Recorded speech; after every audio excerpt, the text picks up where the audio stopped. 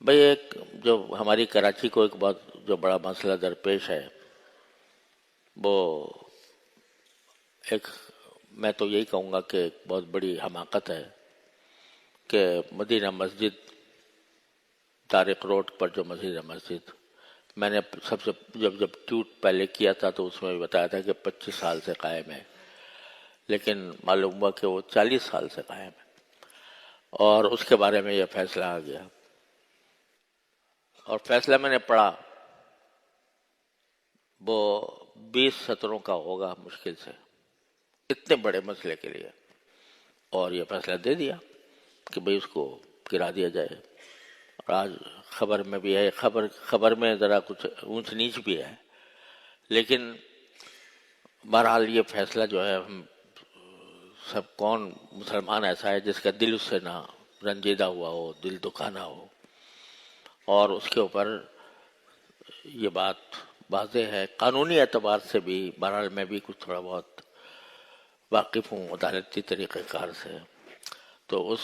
عدالتی طریقہ کار کا کوئی لحاظ اس میں رکھا نہیں گیا، متاثرہ فریق سے کی بات نہیں سنی گئی، اس کے حالات سے اس کو حالات معلوم نہیں کیے گئے، اس کی تحقیق نہیں کی گئی، اور یہ حکم جاری کر دیا گیا ہے۔ تو یہ تو الحمدللہ ایسے اگر 10 بھی فیصلے آ جائیں تو ہم یا ہماری قوم انشاءاللہ ایک اینٹ کو بھی گرنے نہیں دے گی اللہ کے رحمت سے، انشاءاللہ۔ تو یہ تو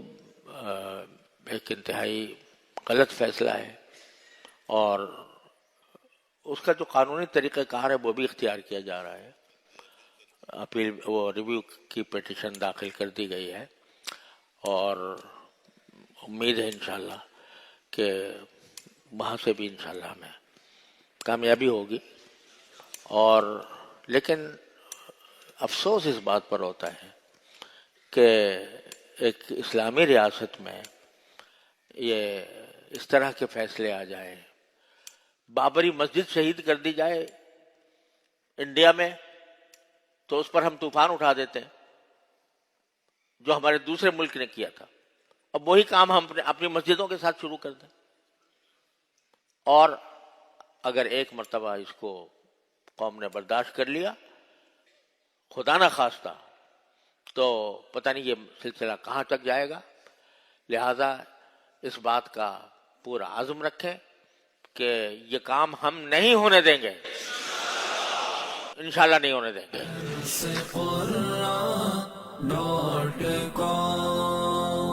www.dasquran.com